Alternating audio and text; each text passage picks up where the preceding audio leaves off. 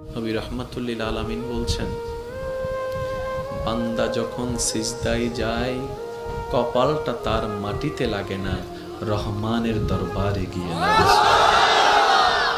আফসোস আমাদের জন্য সেই সিজদাকে না বুঝার কারণে। আপনাদের মসজিদেও হয়তো অনেকবার আপনারা লক্ষ্য করেছেন, রুকুতে না হয় সিজদাতে না হয় বৈঠকে ইমাম যদি কোনো রকম একটু দেরি করে, 5-10 সেকেন্ড যদি একটু সালাম ফিরাতে দেরি করে কিংবা উঠতে দেরি করে, পিছন থেকে একটা কাশি নামক মিসকল চলে আসে। চলে আসে, ও ভাই তুই কাশলি কেন, তোর কি জক্কা হয়েছে? বলে যে না, ঠান্ডা লেগেছে। না তো কাশলি কেন?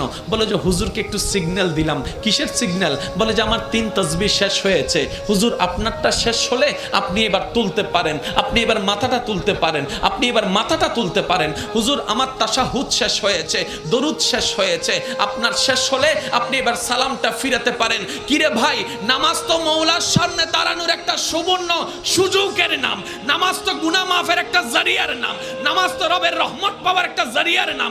এখানে এসে তুই তাড়াতাড়ি করছিস কেন?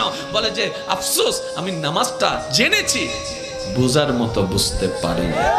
জেনেছে তারা শুধু সপ্তাহে জুমার দিন যায়, আজকে যেমন গিয়েছে 2 রাকাতের জন্য।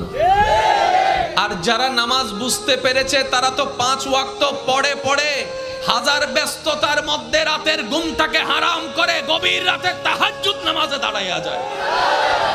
কাউকে টেনে মসজিদে আনা যায় না।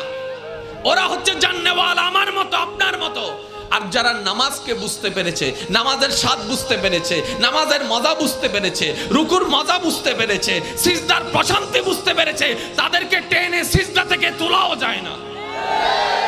সেজন্য এখন আপনারাই সিদ্ধান্ত নেন, কি জানার তলে থেকে ঝগড়া করবেন নাকি বুঝার তলে থেকে মওলার সাথে প্রেম করবেন। আপনাদের ব্যাপার, এটা আপনাদের ব্যাপার, আপনাদের ব্যাপার, যার যার ব্যাপার। সব একটা কথা বলি, আল্লাহ আমাদেরকে দুনিয়াতে যতটুকু বিশা দান করেছেন, অর্ধেক হায়াত শেষ, বাকি আছে আমাদের অল্প একটু। ভাইয়া একটু বাকি আছে, আমারও আপনারও, আমাদের সবার। মরার সময় অন্তত এমন কিছু রেখে যেন না, যেন এলাকার মানুষ আপনার মৃত্যুর সংবাদটা শুনে আলহামদুলিল্লাহ বলে। এমন কিছু রেখে যেন না, যেন আপনার ছেলেরা, আপনার নাতিরা আপনার নাম শুনলে যেন লানত দেয়। এটা জীবন নয়, এটা জীবন নয়, এটা জীবন নয়। এমন একটা জীবন বানান যেন আপনার মৃত্যুর সংবাদটা শুধু আপনার পরিবারের মুখে চোখের মধ্যে মলিনতা আর অশ্রু আনবে না, শুধু আপনার আশেপাশে পরিচিতরা পর্যন্ত বলবে, আহ আফসোস, আজকে একজন নেককার বান্দাকে হারিয়ে ফেলেছি, আজকে একজন মায়ার মানুষকে হারিয়ে ফেলেছি, আজকে একটা মমতার মানুষকে হারিয়ে ফেলেছি। যেভাবে সিদ্দিকে আকবরের দুনিয়ার থেকে যাওয়ার পরে জগৎ কান্না করেছে, ফারুকে আজম যাওয়ার পরে জগৎ কান্না করেছে, ওসমান ও আলী যাওয়ার পরে জগৎ কান্না করেছে, ইমাম হোসেন কারবালায় শহীদ হওয়ার পরে 2005 সালে চট্টগ্রামের মানুষ পর্যন্ত কান্না করছে। আল্লাহু আকবার।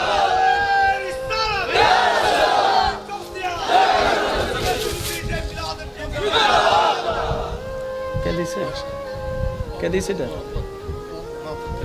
মাশাআল্লাহ, মাশাআল্লাহ, মাশাআল্লাহ, আলহামদুলিল্লাহ। আমি রাখছি, সবাই বলেন একবার মারহাবা। তাহলে একটার নাম জানা। অনেকে বলবেন, হুজুর এই জানা এবং বুঝা শব্দ নিয়ে এতক্ষণ সময় পার করে দিলে কেমনে হবে? ভাই, জানতে বেশিক্ষণ লাগে না, বুঝতে একটু সময় লাগে। এবার আসেন, জানাটা হয় কোন জায়গায়, বুঝাটা হয় কোন জায়গায়। মনোযোগ, মনোযোগ আছে। এবার আগে একটা কথা আমি শুনতে চাই, ওলামায়ে কেরাম এবং মুরব্বীরা যারা স্টেজ আছেন, আপনারা কেউ রেসপন্স দিবেন না, শুধু আমার ভাই যারা আছেন রেসপন্স দিবেন। সফল হতে চান না ব্যর্থ হতে চান? আরেকটু জোরে। কবর কি অন্ধকার বানাতে চান না আলোকিত বানাতে চান? হাসরে কি বেইজ্জত হতে চান নাকি ইজ্জত পেতে চান? জাহান্নাম পেতে চান না জান্নাত পেতে চান? আর এই সবগুলা পাওয়ার জন্য একজনকে খুশি করতে হবে, তিনি কে?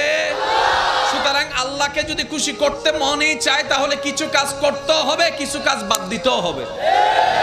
এমনি তার হবে না, কিছু কাজ করতেও হবে, কিছু কাজ বাদ দিতেও হবে। এবার আসেন, জানা আর বুঝা। আমরা জানি কোন জায়গা থেকে আর বুঝি কোন জায়গা থেকে, এই জিনিসটা একটু আইডেন্টিফাই করার দরকার।